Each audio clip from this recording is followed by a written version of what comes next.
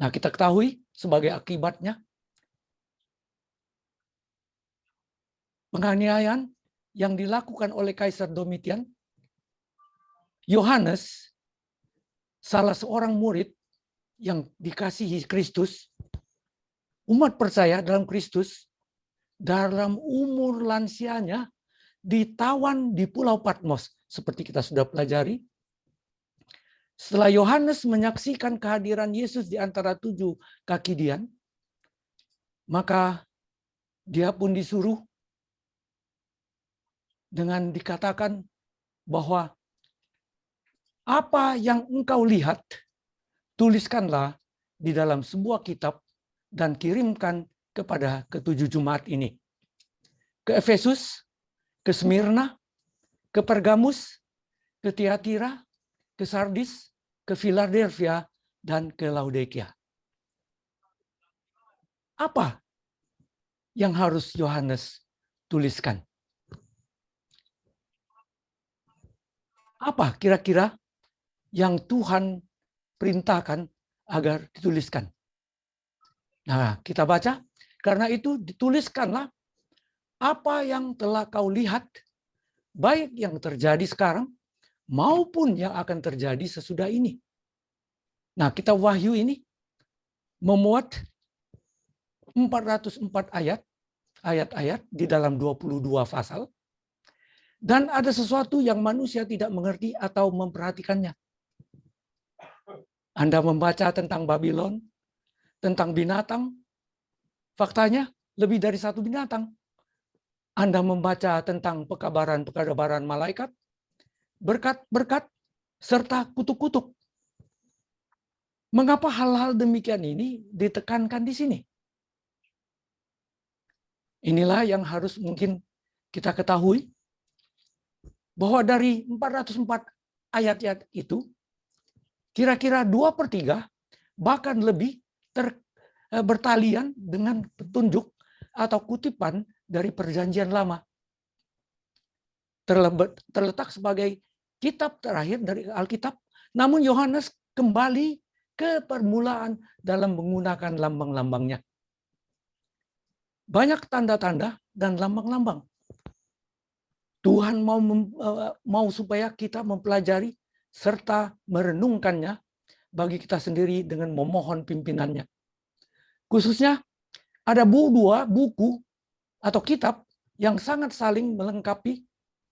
Marilah kita perhatikan sepintas diagram berikut ini. Kita dapat membahasnya kalau ada waktu secara terperinci kemudian hari. Namun sekarang ini kita lihat ini dimulai oleh Daniel dan diteruskan oleh Yohanes setelah kira-kira 690 tahun kemudian.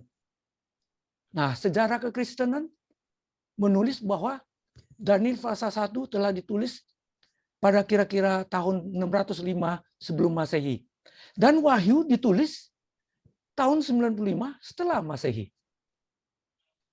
Daniel menubuatkan kelepasan umat pilihan Israel dari perbudakan Babylon yang mencakup 2300 petang dan pagi.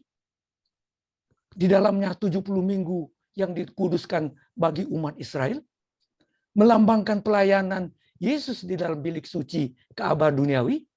Lalu yang 1810 hari yang mencakup 1260, 1290, 1335 hari nubuatan.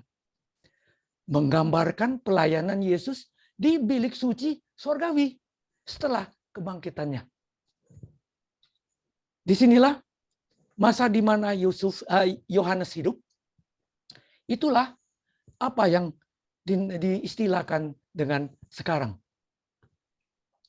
Dan dia sangat mengerti akan apa yang telah digenapi oleh nubuatan Daniel. Nah, disitulah yang disebut telah. Lalu dia meneruskan dan melengkapi apa yang telah dimeterai saat Daniel menyelesaikan menulis nubuatannya. Nah, itulah istilah akan dengan memulai nubuatan Wahyu.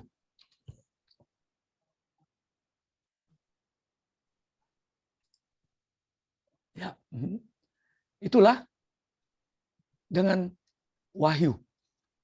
Nah, kita perhatikan di sini bahwa Yohanes meneruskan apa yang telah dimeterai oleh Daniel dahulu kala. Dan dia menuliskan, mengungkapi nubuatan tentang masa depan. Di dalamnya pelayanan Yesus di bilik Maha Kudus surgawi. Lalu meninggalkan bilik Maha Suci setelah selesai pengantarannya bagi kita dengan Bapa. Dia datang kembali, menjemput kita untuk bermilenium sampai Yerusalem baru, dan puncaknya kita menikmati bumi dan dunia yang baru. Kurunan masa inilah yang akan kita bahas seterusnya. Jadi ayat ini menginformasikan bahwa kepada kita tentang ruang lingkup kitab suci, kitab Wahyu. Perhatikan bahwa ketiga masa digunakan, yaitu masa lalu, sekarang, dan masa depan. Nah, Roh Nubuat mengatakan bahwa pewahyuan ini diberikan untuk bimbingan dan penghiburan gereja sepanjang dispensasi Kristen, yaitu sepanjang masa Kristen.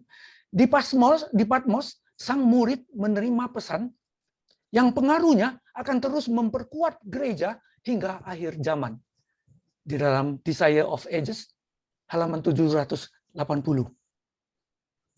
Dan rahasia ketujuh bintang yang telah kau lihat pada tangan kananku dan ketujuh kaki dian emas itu, ketujuh bintang ialah malaikat ketujuh jemaat, dan ketujuh kaki dian itu ialah ketujuh jemaat. Nah, istilah malaikat dalam bahasa aslinya berarti pembawa berita. Dengan demikian, bintang-bintang adalah utusan-utusan gereja pembawa berita atau kabar keselamatan. Namun mengapa mereka dilambangkan dengan bintang-bintang? Nah, ada petunjuk ditemukan dalam kitab Daniel. Daniel 12 ayat 3 mengatakan, dan orang-orang bijaksana akan bercahaya seperti cahaya cakrawala, dan yang telah menuntun banyak orang kepada kebenaran seperti bintang-bintang, tetap untuk selama-lamanya. Nah, jadi istilah bintang mengacu pada guru-guru kebenaran. Mereka yang memalingkan pria dan wanita dari dosa melalui pemberitaan Injil Kristus, mereka adalah pelayan, guru, dan hamba Tuhan yang sejati dan setia. Ayat ini menyimpulkan pasal pembukaan Wahyu. Itu juga memperkenalkan kita pada nubuatan besar yang dimulai pada pasal 2 dan berlanjut sehingga akhir kitab ini.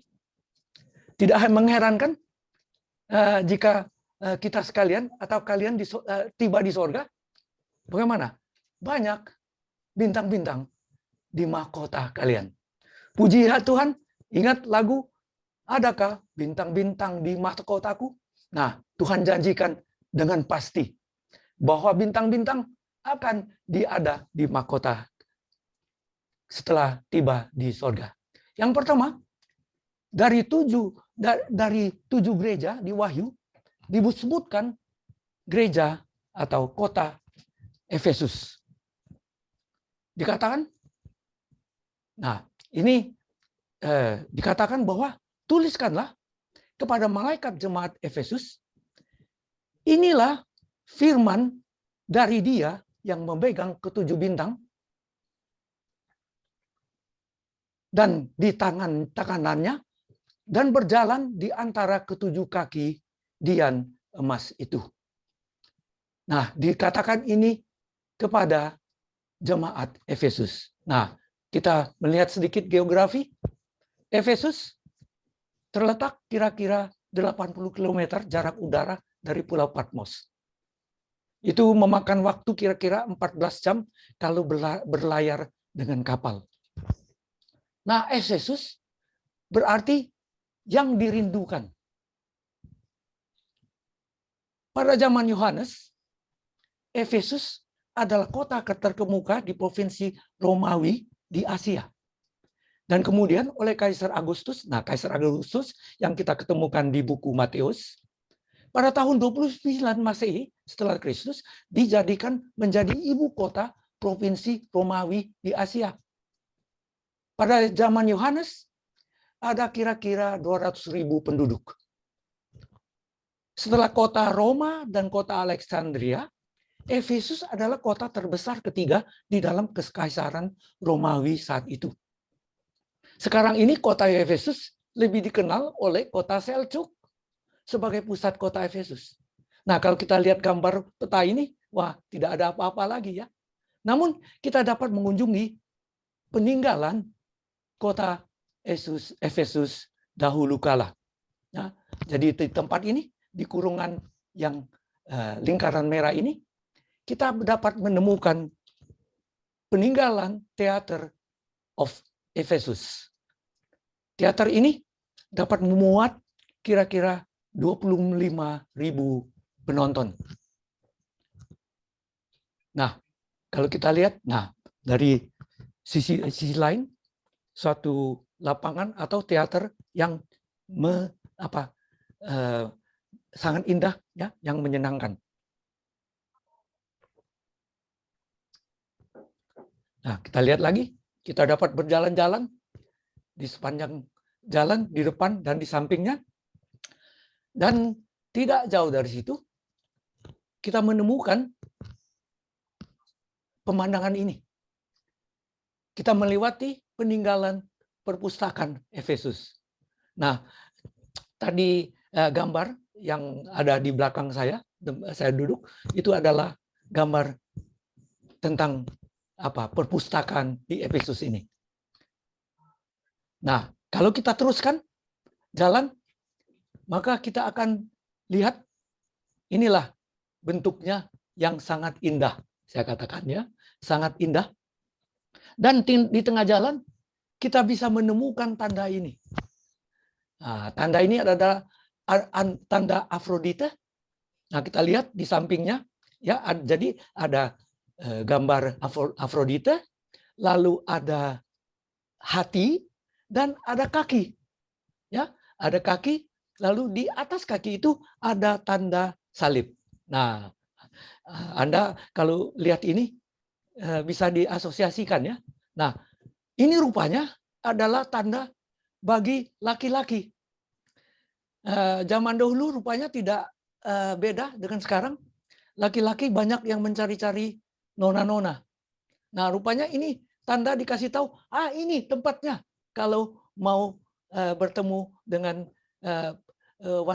wanita atau perempuan sundal. Nah ya, kita tinggalkan saja ya. Nah, ini adalah patung Victory Angel. Dan kita ketemukan juga Hadrian Temple. Dan ada juga Fountain, Trajan Fountain. Dan tidak jauh dari situ kita ketemukan yang demikian. Nah, apa ini ya? Nah, ini adalah rupanya WC umum zaman dahulu kala. Nah, di bawah bangunan ini lewatlah sungai, anak sungai. Nah, jadi mereka sambil duduk, lalu jangan lupa mereka juga tempat bertemu untuk bercerita-cerita. Ya, berngobrol. Jadi sambil cemplung-cemplung sambil berngobrol. Ya. Nah, kita lihat di sini juga kita dapat ketemukan kuburan Lukas. Ya, Lukas penulis buku Lukas dan Kisah, ya, karena ada tanda banteng, kita lihat ya, ada tanda benteng di itu, gambar ada lingkaran merah, ya, itu banteng. Nah, menurut gambaran mereka, dan kita lihat juga di buku Wahyu, nanti kita ketemukan lambang banteng. Ya, nah ini katanya ini adalah apa? Tanda Lukas. Nah, bentuk kuburannya berlingkaran. Ya. Nah, kita dapat melihat di pinggir jalan, tidak sukar untuk menemukannya kalau kita pergi ke sana. Nah, kalau kita teruskan perjalanan kita, ya kira-kira saya mau tambahkan sedikit lagi bahwa penulis tercinta kitab Lukas dan Kisah, yaitu Lukas, dimakamkan dan ada beberapa bangunan melingkar yang tadi kita lihat. Lalu mereka jadikan itu gereja. Itu dianggap sebagai makam Lukas karena tampaknya ada banteng tadi. Ya, ini adalah peninggalan berasal dari abad kedua hingga keempat. Lukas meninggal pada usia kira-kira 84 tahun. Nah, dari situ kira-kira 2,5 kilometer di agak utara dari tempat tadi ada 3 bangunan dan 1 tiang yang sangat menyolok. Nah, coba kita lihat di lapangan ini, ya ada 3 bangunan. Nah, bangunan pertama adalah Selçuk Citadele, berarti benteng Selçuk. Ya, jadi sekarang kota Selçuk lah yang menjadi terkenal sebagai gantinya Efesus, ya. Dan ada bangunan Isa by Mosque. Itu adalah masjid Islam yang dinamakan Masjid Pak Yesus. Dan di sampingnya adalah bangunan Johanneskirche atau gereja peringatan untuk Yohanes. Dan di depan sini kita lihat ada sisa 1 tiang dari sisa tempel Artemis. Nah, kita akan lihat nanti siapakah Artemis ini. Nah, rupanya ini sisa tiang dari bangunan atau tempel Artemis yang sangat besar. Berukuran 111,7 meter kali 57 kali 3 meter. Nah, lapangan sepak bola, nah itulah kira-kira sebesar itulah. Jadi Anda bisa bayangkan besarnya tempel Artemis saat itu sebesar lapangan sepak bola. Ya. Dan mempunyai 127 tiang marmor dengan ketinggian 19 meter. Memakan waktu 120 tahun untuk menyelesaikannya. 3 kali lebih besar daripada Pantheon, ya, tempel Pantheon yang di Athena. Nah, siapakah Dewi Artemis ini? Dewi Artemis ini adalah Diana Forum atau Goddess of Fertility atau Dewi kemakmuran, bukan kemakmuran, apa itu ya? Fertility kesuburan, dewa kesuburan. Nah, kota ini menampung kuil Artemis ini. Salah satu dari 7 keajaiban dunia purba. Nah, di dalam buku Kisah 19 21 sampai 40, kita bisa membaca pengalaman Paulus bagaimana orang di Efesus berteriak Artemis, Artemis, karena Rasul Paulus mau menghindari penyembahan patung. Nah, kita bisa baca kembali itu inilah terjadinya. Nah, sekarang inilah bentuk dewa patungnya. Ya, kita lihat makanya disebut patung kesuburan karena banyak sekali susunya, dan lihat itu bukan saja di roknya penuh dengan binatang-binatang yang menyusu, dan begitu pula bahkan di rambutnya, ya, di rambutnya penuh dengan binatang-binatang tersebut. Nah, Beribu-ribu manusia dari seluruh dunia datang berduyun-duyun ke kota antik Efesus ini. Mereka datang untuk menyaksikan kota ini, serta kalau sudah selesai mereka membawa oleh-oleh pulang dengan ukiran-ukiran model kecil dewa-dewa Efesus, karena banyak sekali macam dewa-dewa, dan ukiran kecil Dewi Artemis yang disembah 2000 tahun yang lalu. Namun 2000 tahun yang lalu, manusia juga dari segala sudut bumi datang ke tempat ini dengan maksud tertentu. Karena ini adalah saat itu kota kelas dunia. Seperti sekarang kota New York, Singapura, Paris, Beijing, atau Berlin, ya, adalah pusat kebudayaan penyembahan Artemis. Atau kita kenal juga mungkin istilah Diana. Ya. Orang-orang datang berziarah. Kota Efesus ini adalah salah satu dari 7 keajaiban dunia antik, seperti saya sebutkan tadi. Nah, kita ketemukan juga Basilika Yohanes, gereja peringatan Yohanes. Nah, kita lihat dari sisi lain. Dan disinilah kita ketemukan juga kuburan Yohanes, di mana ia dikuburkan. Nah, kira-kira 3 kilometer di selatan, yang gambar yang sebelumnya tadi, kita ketemukan yang disebut kuil Maria. Ya, Anda ingat waktu Yesus di atas kayu salib, dia memberikan pesan kepada Yohanes agar memelihara ibunya. Jadi Yohanes tinggal di Efesus ini, sehingga Maria, ibu Yesus pun ada di tempat ini. Nah, kita bisa lihat, nah inilah yang disebut Gereja Maria. Ya, Gereja Maria, nah cukup menarik dan cukup indah. Dan kalau kita memasukinya, kita melihat di dalamnya, di altarnya, inilah bentuknya. Maria sebagai patung dan disembah di sana. Ya.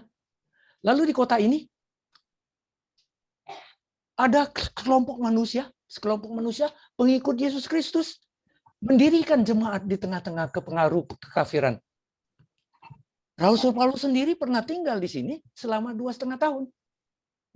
Timotius, Yohanes dalam Kisah 18-19, Aquila, Priscilla, Apolos.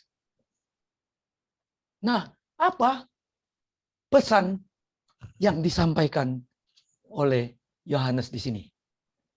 Dikatakan, aku tahu segala pekerjaanmu, baik jeripayamu maupun ketekunanmu. Aku tahu bahwa engkau tidak dapat sabar terhadap orang-orang jahat, bahwa engkau telah mencobai mereka yang menyebut dirinya rasul, tetapi yang sebenarnya tidak demikian, bahwa engkau telah mendapati mereka adalah pendusta-pendusta. Kepada masing-masing 7 gereja, Kristus menyatakan, aku tahu segala pekerjaanmu. Nah, nasihatnya adalah dia yang mengetahui sepenuhnya masalah setiap gereja, dan karena itu mampu merekomendasikan solusi yang tepat dan efektif. Kristus berusaha berurusan dengan manusia, baik secara kelompok, sebagai gereja, dan juga dalam hubungan langsung dan pribadi dengan kita sekalian. Dikatakan sini, pekerjaanmu, aku tahu. Pekerjaan, bahasa dasarnya berarti aktivitas atau iman yang hidup. Melakukan dengan sungguh-sungguh atas dasar pengetahuan serta keterampilan yang dimiliki. Nah, Yakobus 2 ayat 17 mengatakan yang sebagai berikut. Demikian juga halnya dengan iman. Jadi, jika iman itu tidak terpantul dalam perbuatan, maka iman itu pada hakikatnya adalah mati. Jadi iman bisa mati. Sayangnya bahasa Indonesia menerjemahkannya agak lain dengan istilah disertai. Sehingga seolah-olah kalau dibaca sepintas lalu harus melakukan sesuatu. Padahal bukan demikian. Malahan adalah menghasilkan sesuatu yang seolah-olah terpantul dari apa yang kita percayai. Nah, dikatakan selanjutnya, baik sejerih payamu katanya. Nah, jerih payah kata dasarnya adalah kopos atau lelah menghadapi pencobaan. Nah, jadi jerih payahmu bukan kerja keras waktu itu, melainkan menghadapi pencobaan. Namun, katanya, maupun kamu ini tekun.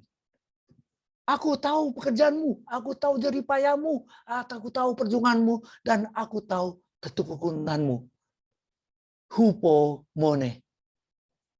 Ketekunan dengan tidak lain bertahan. Lalu dikatakan lagi, aku tahu bagaimana kesabaranmu. Nah, terlalu sering sekarang seperti di masa lalu, gereja cenderung menanggung atau bersabar atas ajaran dan praktik jahat di tengah-tengahnya. Yang dianggap atas nama pendamaian. Pelayanan Kristus mungkin merasa lebih mudah untuk tetap diam mengenai dosa-dosa kesayangan jemaat daripada mengambil pendirian yang berani untuk kebenaran. Sampai-sampai mereka cenderung untuk tidak mau mendengar nasihat. Kata mereka, bahkan ya sudah terjadi dahulu. Seperti Yesaya tulis, janganlah lihat bagi kami hal-hal yang benar, tetapi katakanlah kepada kami hal-hal yang manis. Lihatlah bagi kami hal-hal yang semu.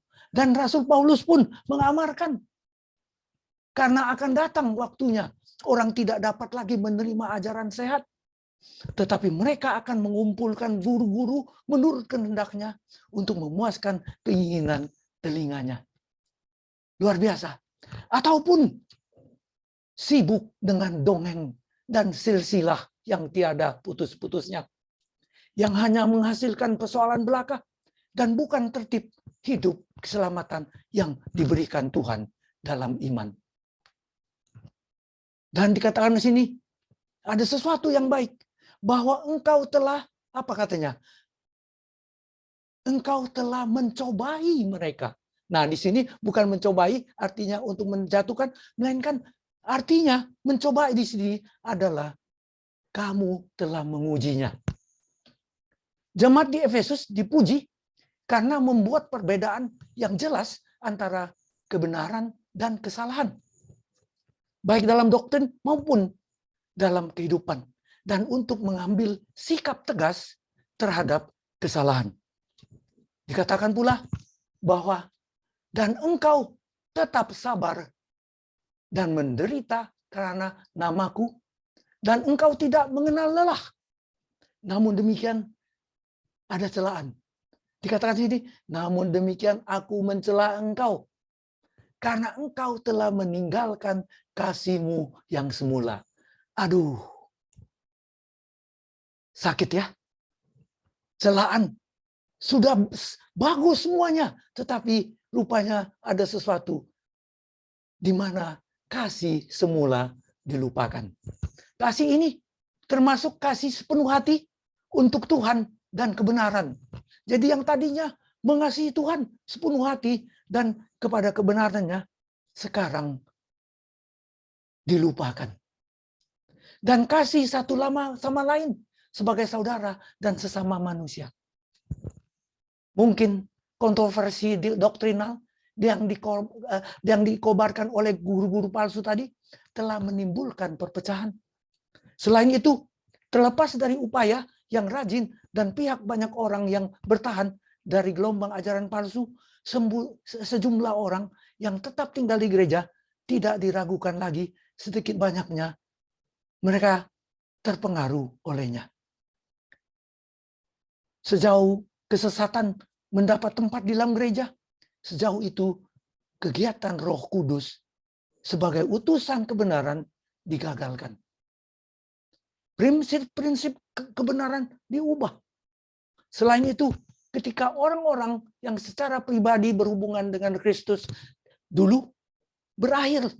Ketika satu persatu mereka meninggal dan penglihatan tentang kedatangan Kristus yang akan segera terjadi mulai memudar.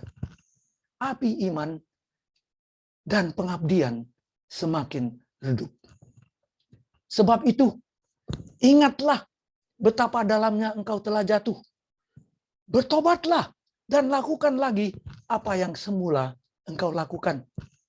Jika tidak demikian, aku akan datang kepadamu dan aku akan mengambil kaki dianmu dari tempatnya, jikalau engkau tidak bertobat. Itulah dikatakan, ingatlah, bertobatlah. Kecuali Anda bertobat dan melakukan lagi apa yang semula, pekerjaan semula, aku akan mengambil kaki dianmu, merubuhkan terangmu.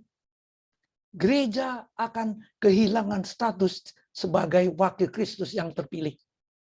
Gereja telah jatuh, tetapi rahmat ilahi dengan sabar memberikan kesempatan untuk bertobat.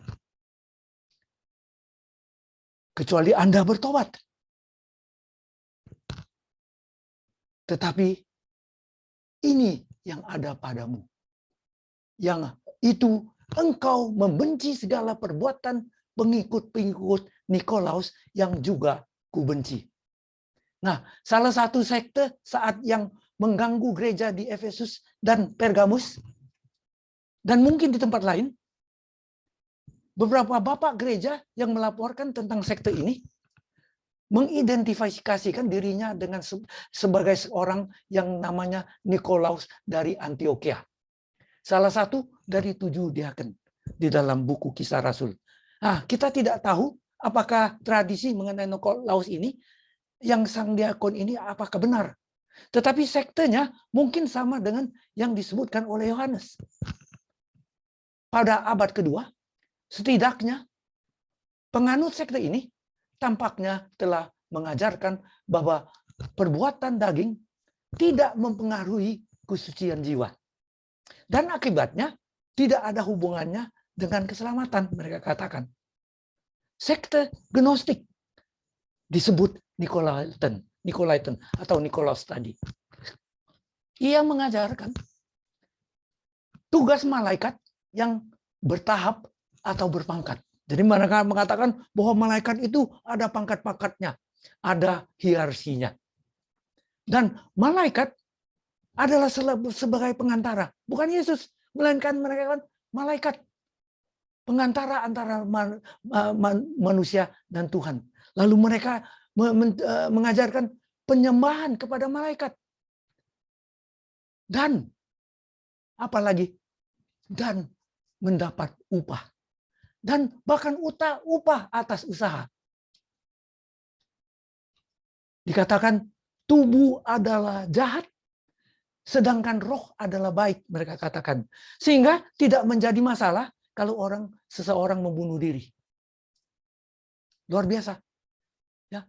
Dan kita tidak heran di mana pemujaan malaikat dan orang-orang, katanya orang-orang kudus dulu masih dilakukan sampai sekarang ini.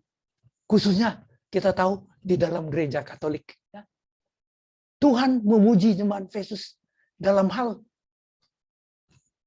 walaupun mereka susah, tapi Tuhan memuji mereka. Tuhan memuji mereka karena mereka kerja keras, karena mereka sabar, karena mereka membenci yang jahat dan menolak nabi-nabi palsu. Membenci khususnya Nikolaus. Namun sayangnya, inilah sayangnya, mereka meninggalkan kasih yang semula. Oleh karena itu Tuhan katakan, ingatlah dan bertobatlah. Lakukanlah yang semula. Artinya mengindahkan nasihat yang diberikan formula yang sama menyertai janji kepada masing-masing dari 7 gereja. Mendengar bahasa Yunani dari bagian ini menyiaratkan lakukan apa yang semula, ya. Mendengar dan melakukan.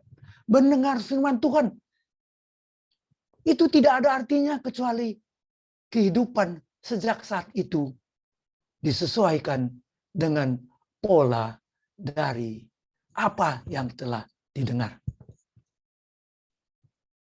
Nah, dikatakan siapa bertelinga hendaklah ia mendengarkan apa yang dikatakan Roh kepada jemaat-jemaat.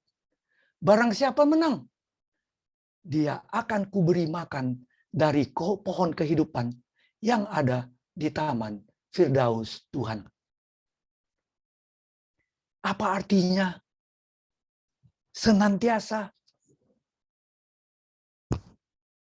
mengalahkan atau terus menang? Jangan berhenti. Kita semua bertelinga.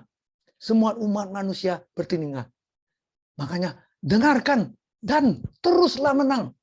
Jangan hanya sementara atau sedikit atau sekali-sekali. Gereja ini dipilih karena nama dan kondisinya merupakan representasi yang pas dari periode pertama gereja Kristen. Jemaat yang dirindukan Tuhan. Jemaat yang dirindukan Tuhan.